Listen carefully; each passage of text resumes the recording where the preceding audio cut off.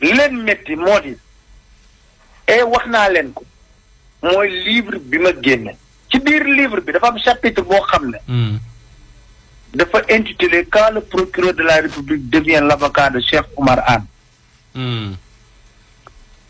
Mais j'assume yàlla def tamit ci coobareem ma dem France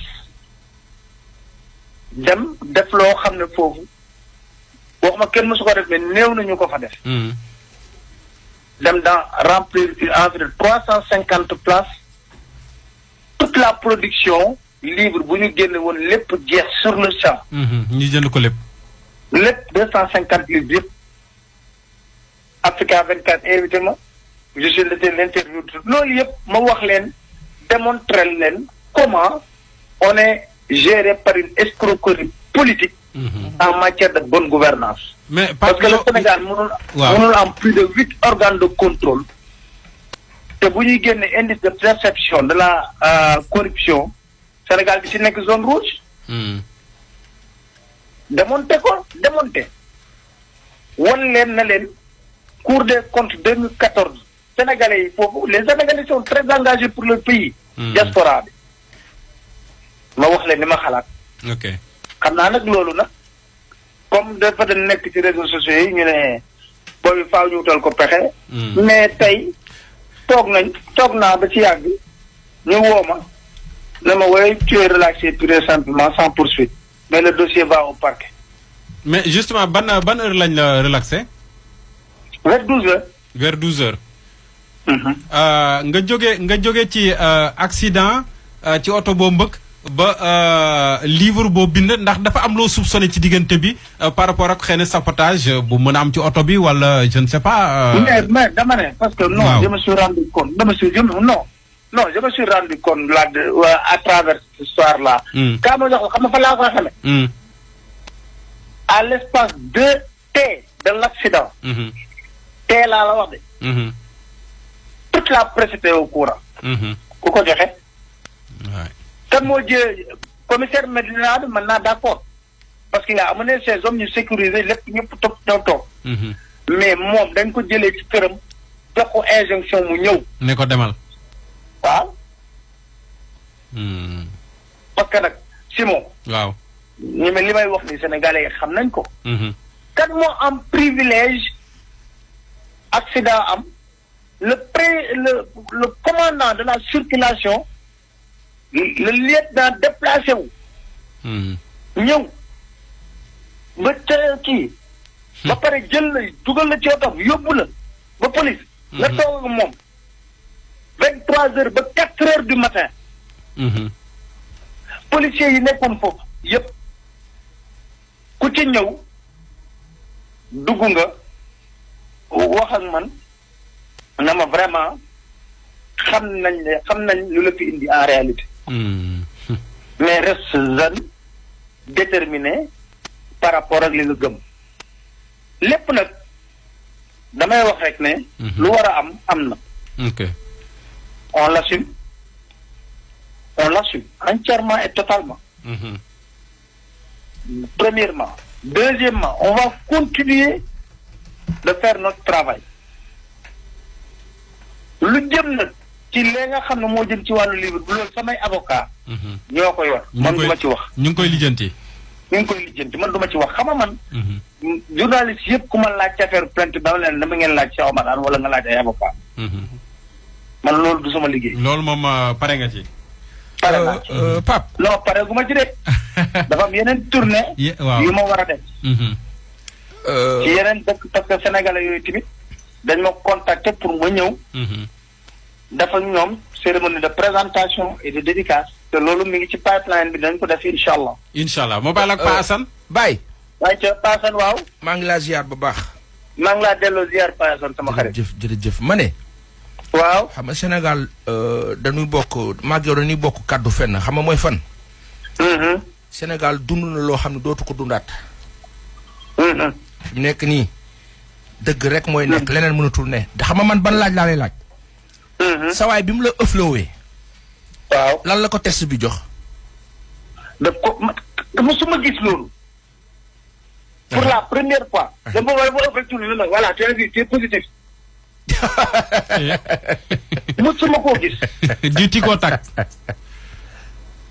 c'est incroyable c'est incroyable. ba pare te fekk ñu ànd ko nag parce que benn suñu benn jigéen. bu doon ñëw sumba jun gis ma. moo ne ma kaay bëgg sootu ñu dem fu nga xam ne moo di kii bi.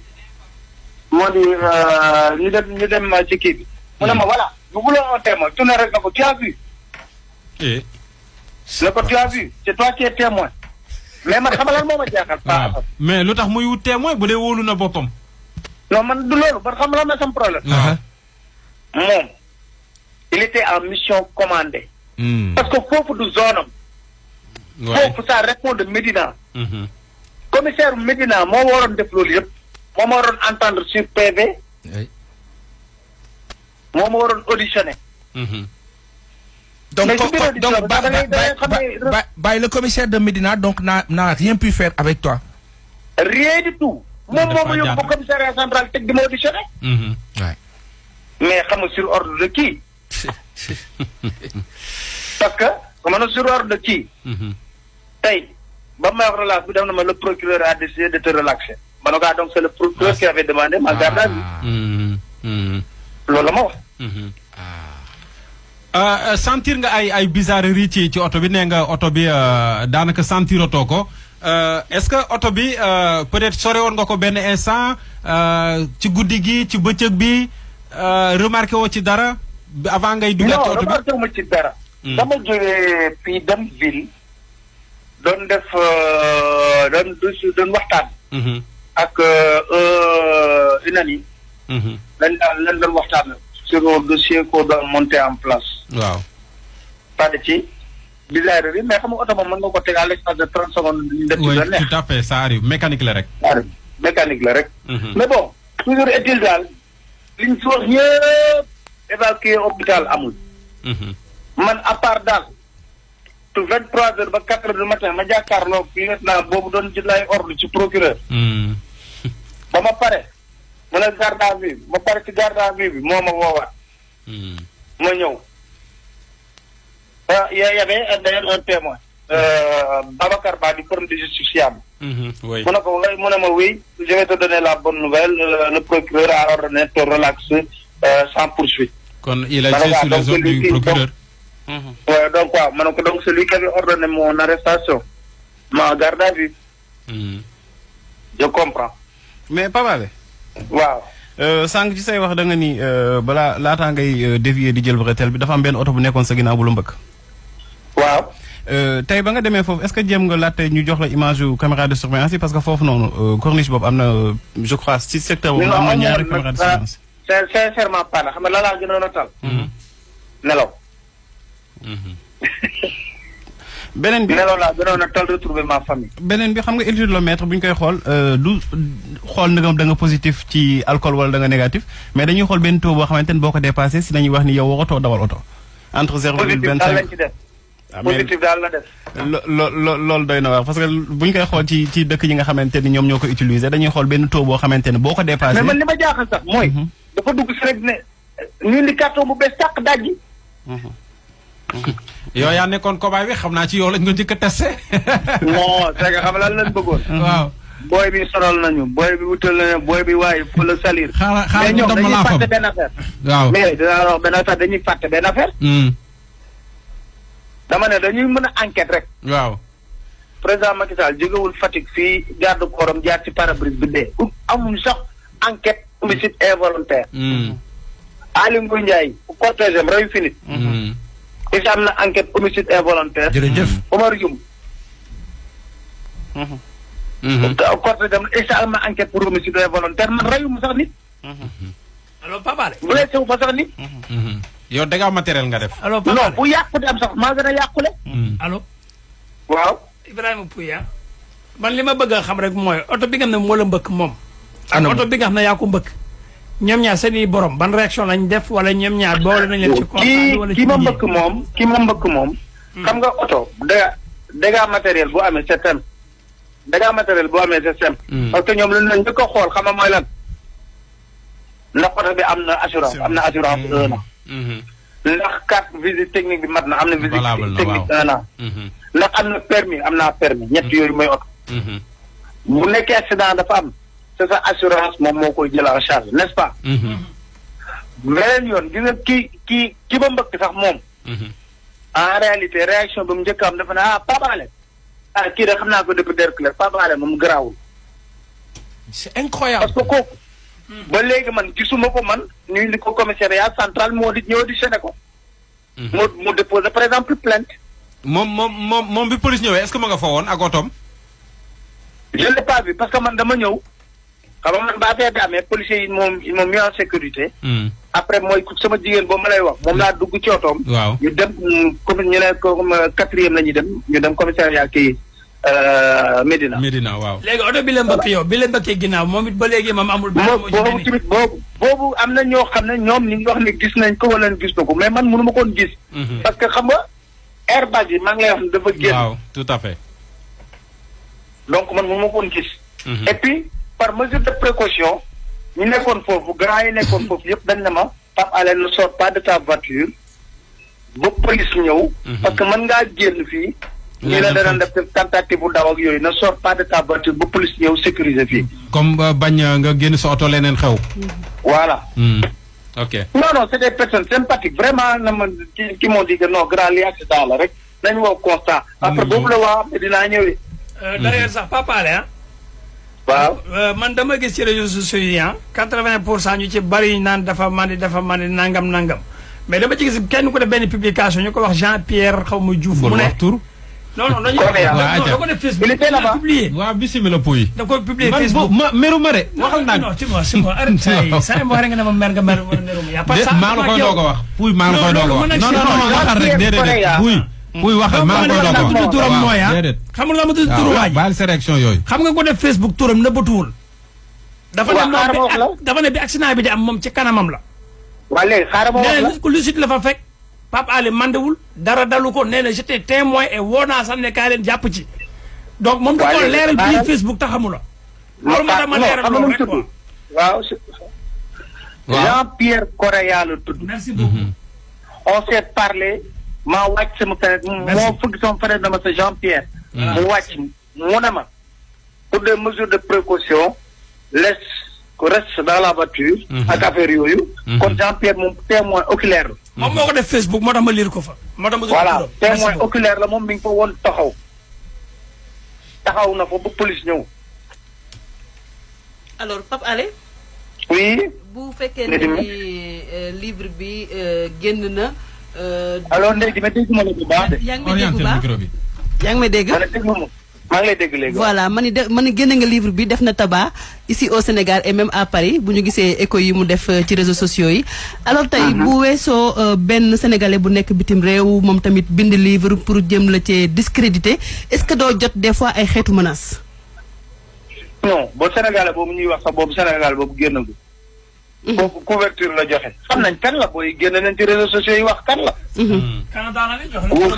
xam nañ kan la oui on le sait et kooku lu tax mu def loolu parce que xam nañ lan la laal ci kudd ci xaalis mais loolu yëpp buñ ci tolloo pour wax ko dinañ ko wax d'accord kon moom dafa laal ci xaalis baax na bañ toll ci d'accord mais da nga boobu ba léegi yaa ngi jot xeetu ay menaces wala parce que dañuy wax ne dañuy intimider non menace kay chaque jour nga dégg ku la ko wax dégg nga kii la war a c'est un politicien les avocats là bu leen toppoon ci li ñu wax yëpp sax mën na leen porter plainte wala ñu woo batalan bi da leen mais ñiin mën nañ def seen kii rek mais mënuñu traité nit ñi de mettre chanteur de mettre truc de truc la xam mais xam nga man nee naa la nit wax naa ko France yëpp dégg mën a nit tolluwaay la tolluwaay man weesu naa man léegi man dama bëgg a weesul sama bopp des attaques personnelles du ma ci tontu gis nga man personnellement soo xoolee ci réseaux sociaux yi du ma ci tontu tout à fait yàlla def na sax mais baaxee na ma ne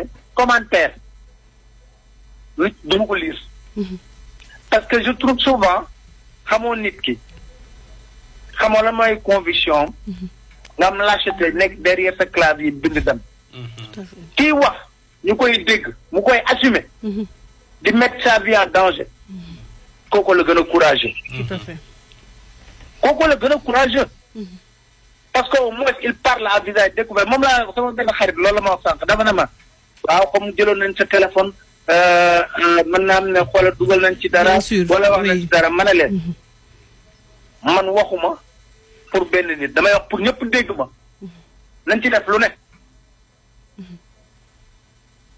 parce que je m'assume. Très bien. Voilà loolu il faut que muy leer. mais Pape Alé sa naataangoo yi nag boo pare nga wax ci. nga ne. sa naataangoo yi journaliste yi nga xamante ni bon mën nañu wax sax ci ñi nga xamante ni waa Dakar non xam nga journaliste yi dama lay wax benn affaire. dama lay wax sama naataangoo journaliste yi moom. man Pape Alé man maay jël décision na du ma dàggasanteeg benn journaliste dañ bind lu leen neex. waaye Pape Alé moom mi ngi ne ràng ci télé bi toog. invité nit dañ ko seetaan. Pape Alé jël na caméra am dugg ci àll bi def reportage bu teg ko ci télé bi dañ ko seetaan. te nag fii nag koo fi liiral lettre am mën na lire sa soleil. dëgg la wala sa livre. non soleil. koo fi liiral lettre laa la wax nii. dafay wax loolu tax mën na la ci yar la ak ci jikko. absolument. man doo mës a gis am na ñenn ñi may wax ne ma oui il faut mën a ko je réponds pas. xam nga looloo tax des fois man suñu waxee mën a leen je vous donne un exemple qui est banal. xool leen ba livre bi génne.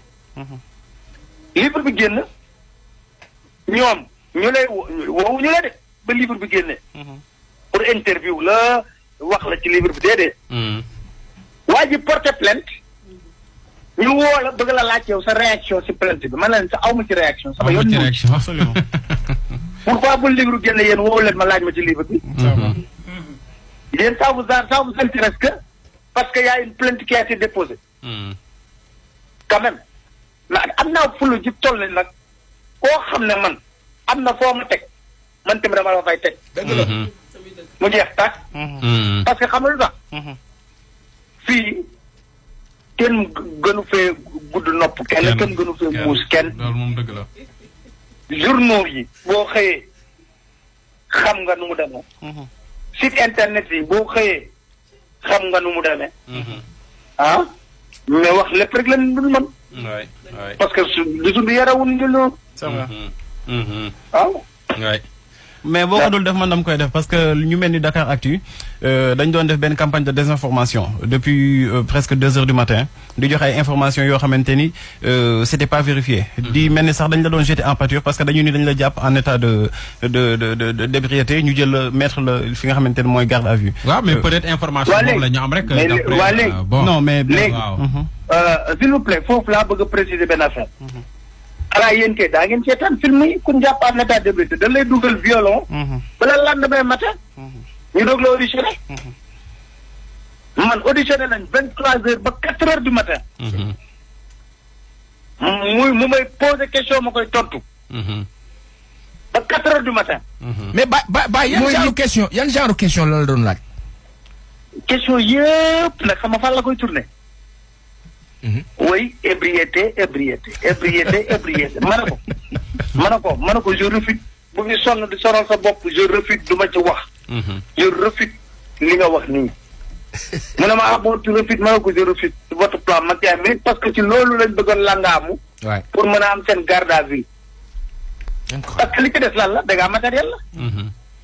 dégâts matériel du police a koy fay.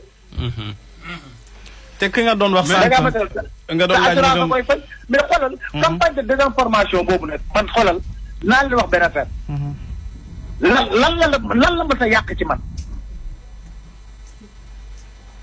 taxul ni gaa yaa ngi jënd livre yi comme des petits pains. mais Pape j'aimerais juste peut-être une dernière question ginnaaw lii yëpp yow naka nga ko dundee ak sa famille. Tu as une famille proche quand même peut-être dinañu xaw a jaaxle dinañu xaw a tiit ils te mettent en garde ils te demandent de faire attention waaw. j'ai une femme merveilleuse vraiment. kii à chaque moment kooku boo ko waxee Pape Alé sax mun na yéen journaliste bi ngeen di wax man je connais mon mari. mais au-delà de l'épouse am na peut-être la grande famille naka la ñu vivre situation yi yëpp. la grande famille avec gëm yàlla. benn ñaan la sama yaay di ñaan. xamuñu dara mënuñu dara wante bàyyee nañ la ak yàlla. du takk du natt jox nga takk na mais bàyyee nañ la ak yàlla. loolu mooy seul ñaan du côté de ma famille proche. lan ngay wax sénégalais yi lay déglu. man mu ngi ba. sénégalais yi lay déglu lan nga leen di wax. sénégalais yi may déglu d'abord billaahi damay tàmbalee ci police d'abord ndax dama fa gis ay jeunes yoo xam ne ci biir police nee nañ ma li dafa néew ci institution police. en termes de respectabilité yu mel nii moo koy yàq. am na kenn mu ne ma suba ba léegi ñu ngi saaga ndax lii. mu ne ma pourtant de fii ci police bi mu ne ma yu gën a garaaw xaw na fi. ci doomu kilifa yi def ko fi. te kenn yëgul kenn waxut. dama limal ma ay doomu kilifa yu bëree bëri. lu bëree bëri. ma ne ko grand. li ndog-ndogu àddina la. day jaar jàll la. bu ñu paree delluwaat ñëwaat suñu face à Pape Alé. dossier carte sur table. tukkiwaat tuuti. ñamalaat diaspora bi ci livre bi ñu waxtaan ci. ñu dellu siwaat continuer suñu chronique. wax ñaawtee fi nekk ci réew mi. amul problème. waay assumé. parce que abalu tax mais def naa man nag maa gën a doon guerrier Machian bañ ko bëggee dugal foofu dafa dem sëñ Baara dafa dem sëñ Baara. dafa dem ñaani ndimbal dafa dem ñaani ndimbal quoi. sama copain la nag. mais Pape ñu ngi lay sama copain la nag. ñu ngi lay parce que man wóor na ma ne moom bu jotandi dossier day wax ne mais qu'est-ce que c'est que ces histoires là. bàyyi leen jàmbur. mu dem waaw mais xam nga dafa am ñoo xam ne. dans 2 mois dégg naa dañ leen di waaj a bu deful tànk ci duñ leen dàq.